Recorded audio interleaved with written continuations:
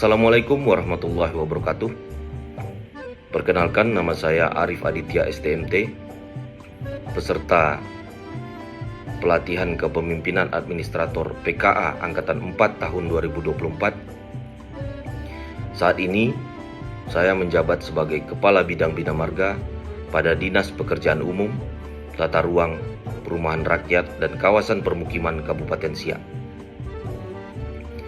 Pada kesempatan kali ini, izinkan saya memaparkan makalah dengan tema Kepemimpinan Pancasila dan Nasionalisme. Sebagai latar belakang yang melatar belakangi kepemimpinan Pancasila dan nasionalisme itu, yaitu Pancasila sebagai dasar negara Indonesia memiliki nilai-nilai kepemimpinan yang dapat diterapkan dalam berbagai aspek kehidupan berbangsa dan bernegara. Selanjutnya, kepemimpinan Pancasila mengacu pada nilai-nilai Pancasila dan bertujuan bahwa membawa masyarakat dalam kesadaran bermasyarakat, berbangsa dan bernegara secara menyeluruh dan berkesinambungan. Nilai-nilai utama kepemimpinan Pancasila yang meliputi nilai spiritual, humanis, nasionalisme, demokratis, dan keadilan sosial harus mampu diterapkan dalam segala lini kehidupan dan berorganisasi, terutama dalam pelaksanaan terkait penyelenggaraan negara.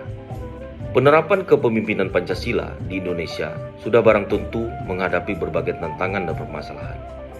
Adapun identifikasi permasalahan dalam penerapan ini dapat kita paparkan dalam beberapa poin, yaitu pertama, manusia sebagai makhluk sosial harus seiring berjalan dengan tujuannya sebagai makhluk individu kerap kali melahirkan persinggungan kepentingan yang dapat menyebabkan tergerusnya nilai-nilai kepemimpinan Pancasila dan berkurangnya rasa nasionalisme individu.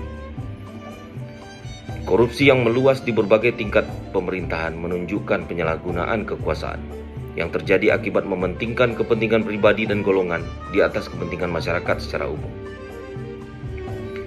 Transparansi dan akuntabilitas merupakan aspek penting dalam penerapan kepemimpinan Pancasila.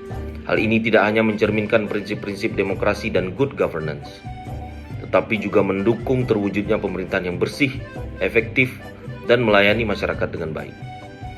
Ketiadaan transparansi dan akuntabilitas membuat masyarakat tidak yakin terhadap integritas dan kepemimpinan seorang pemimpin itu sendiri.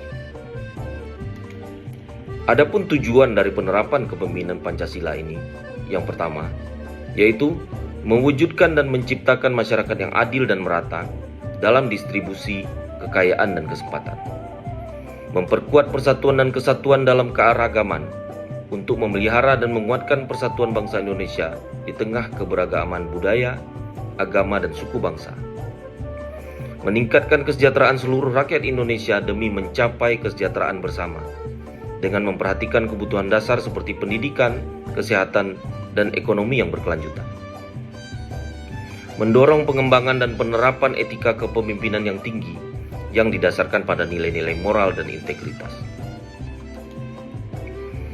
Berikutnya, manfaat dari penerapan kepemimpinan Pancasila itu sendiri, yaitu pertama, terciptanya stabilitas politik dan sosial di masyarakat. Yang kedua, terjadinya peningkatan partisipasi masyarakat secara baik. Yang ketiga, pengelolaan sumber daya yang berkelanjutan dan merata di setiap daerah. Yang berikutnya, terjadinya penegakan hak asasi manusia yang baik. Kerangka teoritis dan kerangka konseptual.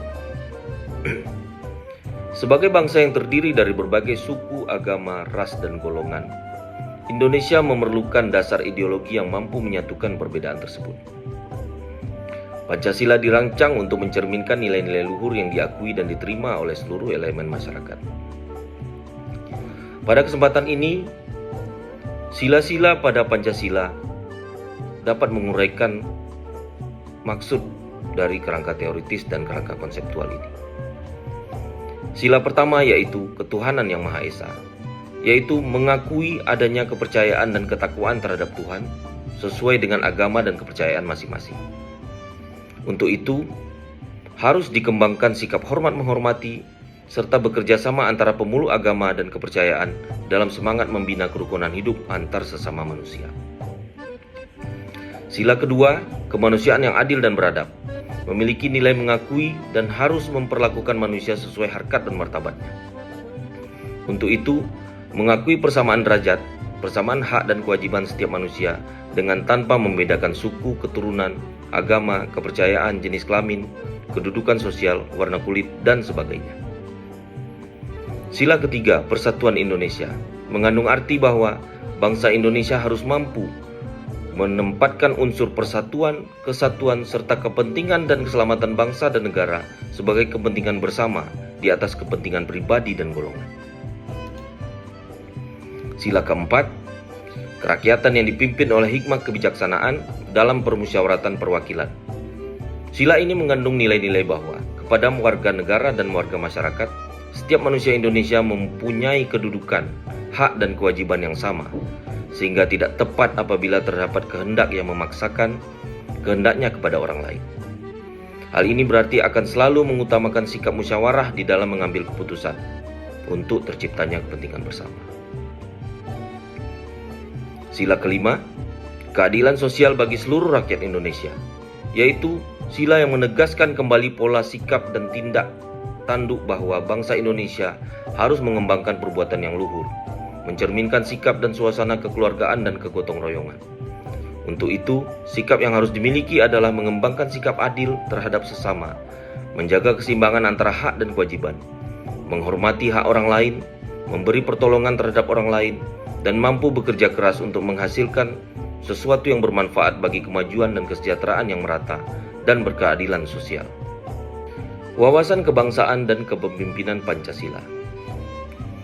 Wawasan kebangsaan memiliki arti dan pemahaman, yaitu pemahaman mendalam mengenai identitas, sejarah, budaya, dan nilai-nilai yang melekat dalam suatu bangsa. Hal ini melibatkan kesadaran akan persatuan, keragaman, dan tanggung jawab terhadap pembangunan negara. Pemahaman mengenai wawasan kebangsaan dan Pancasila menjadi salah satu solusi yang tepat untuk menangani berbagai macam permasalahan yang berkenaan dengan persatuan dan kesatuan bangsa. Wawasan kebangsaan adalah kepentingan strategis dalam menggapai kehidupan berbangsa dan bernegara yang berkelanjutan. Kepemimpinan Pancasila harus mengedepankan nilai-nilai luhur, seperti ketuhanan, kemanusiaan, persatuan, kerakyatan, dan keadilan. Pemimpin yang berlandaskan Pancasila akan senantiasa mengedepankan kepentingan bangsa dan negara di atas kepentingan pribadi dan golongan. Mereka akan menjadi teladan dalam menjalankan tugas dan kewajibannya, serta memiliki integritas yang tinggi dalam mengambil keputusan. Selain itu, kepemimpinan Pancasila juga mengedepankan musyawarah untuk mufakat dalam pengambilan keputusan, dengan melibatkan seluruh komponen masyarakat dalam proses perencanaan, pelaksanaan, dan evaluasi kebijakan. Dalam konteks memperkokoh integrasi bangsa, kepemimpinan Pancasila memainkan peranan penting dalam mengelola keragaman dan perbedaan yang ada di Indonesia. Seorang pemimpin diharapkan mampu menjembatani berbagai kepentingan dan perbedaan, serta mengembangkan rasa persatuan dan kesatuan di antara seluruh komponen bangsa. Dalam konteks global, kepemimpinan Pancasila juga dapat menjadi inspirasi bagi bangsa-bangsa lain dalam membangun kehidupan berbangsa dan bernegara yang lebih baik. Nilai-nilai luhur Pancasila seperti kemanusiaan, keadilan, dan kerjasama internasional dapat menjadi teladan bagi negara-negara di dunia dalam upaya menciptakan perdamaian dan kesejahteraan bersama. Adapun bela negara dan kepemimpinan Pancasila adalah sikap dan tindakan warga negara yang dilandasi rasa cinta tanah air dengan kesadaran berbangsa dan bernegara. Hal ini ditunjukkan dengan adanya kerelaan berkorban guna menghadapi setiap ancaman, tantangan, hambatan, dan gangguan, baik yang datang dari dalam maupun yang datang dari luar, yang membahayakan kelangsungan hidup bangsa dan negara, keutuhan wilayah, yurisdiksi nasional, dan nilai-nilai luhur Pancasila, serta Undang-Undang Dasar 1945. Dalam pelaksanaan bela negara, seorang warga bisa melakukannya baik secara fisik maupun non-fisik. Sikap bela negara secara fisik diantaranya dengan cara perjuangan mengangkat senjata apabila ada serangan dari negara asing terhadap kedaulatan bangsa. Sementara bela negara secara non-fisik dapat diartikan sebagai semua usaha untuk menjaga bangsa serta kedaulatan negara melalui proses peningkatan nasionalisme. Nasionalisme itu sendiri merupakan rangkaian kecintaan dan kesadaran dalam proses berkehidupan dalam negara dan bangsa, serta upaya untuk menumbuhkan rasa cinta pada tanah air. Selain itu, pembelaan bisa dilakukan dengan cara menumbuhkan keaktifan dalam upaya mewujudkan kemajuan bangsa dan negara kita. Kepemimpinan yang berlandaskan pada nilai-nilai Pancasila menjadi kunci dalam mewujudkan nasionalisme dan memperkokoh integrasi bangsa Indonesia. Aktualisasi cinta tanah air, kesadaran berbangsa dan bernegara, serta keyakinan dan kesetiaan terhadap Pancasila harus menjadi pondasi bagi setiap pemimpin, termasuk kita aparatur sipil negara, dalam menjalankan tugas dan tanggung jawab. Dengan memadukan profesionalisme, integritas, dan orientasi pada kepentingan publik, kepemimpinan yang berlandaskan Pancasila akan mampu mendorong negara kesatuan Republik Indonesia serta komponen bangsa untuk bersinergi dalam menjaga keutuhan NKRI dan mewujudkan cita-cita luhur kemerdekaan. Dari pemaparan makalah yang kami sampaikan, dapat kita tarik beberapa kesimpulan. Yang pertama, kepemimpinan Pancasila memiliki peran penting dalam penerapan nilai-nilai Pancasila ke dalam kehidupan masyarakat, berbangsa dan bernegara, mengembangkan wawasan kebangsaan dan upaya dalam peningkatan kualitas sumber daya manusia dalam pembangunan nasional. Selanjutnya, wawasan kebangsaan itu sendiri merupakan cara pandang dan pemahaman terhadap identitas, nilai, dan tujuan bersama sebagai sebuah bangsa, yang menekankan persatuan, kesatuan, dan kesejahteraan seluruh rakyat Indonesia. Bila dibalut dengan rasa nasionalisme, wawasan kebangsaan menjadi lebih kuat dan bermakna karena didasari oleh cinta dan kebanggaan terhadap tanah air. Bela negara dalam konteks kepemimpinan Pancasila mengacu pada konsep dan praktik yang dilakukan oleh pemimpin pada suatu negara dan warga negaranya yang berlandaskan pada nilai-nilai Pancasila untuk mempertahankan keutuhan, kedaulatan, dan keamanan negara. Ada beberapa saran yang dapat kita sampaikan. Yang pertama, penguatan implementasi kepemimpinan Pancasila perlu dilakukan sebagai langkah strategis untuk memastikan bahwa nilai-nilai Pancasila tidak hanya menjadi deklarasi formal, tetapi juga dijalankan secara efektif dalam praktik kepemimpinan. Selanjutnya, peningkatan pemahaman seluruh lapisan masyarakat terhadap wawasan kebangsaan sangat diperlukan untuk memperkuat rasa nasionalisme dan patriotisme, agar setiap warga negara mampu menjalankan kewajibannya dalam pelaksanaan bela negara, sesuai dengan ruang lingkup dan tanggung jawab masing-masing. Demikian pemaparan makalah yang dapat kami sampaikan.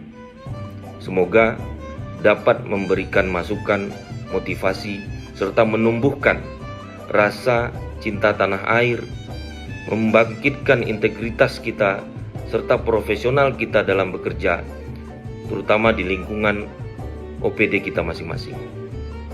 Semoga bermanfaat. Wabillahi taufiq wal hidayah. Assalamualaikum warahmatullahi wabarakatuh.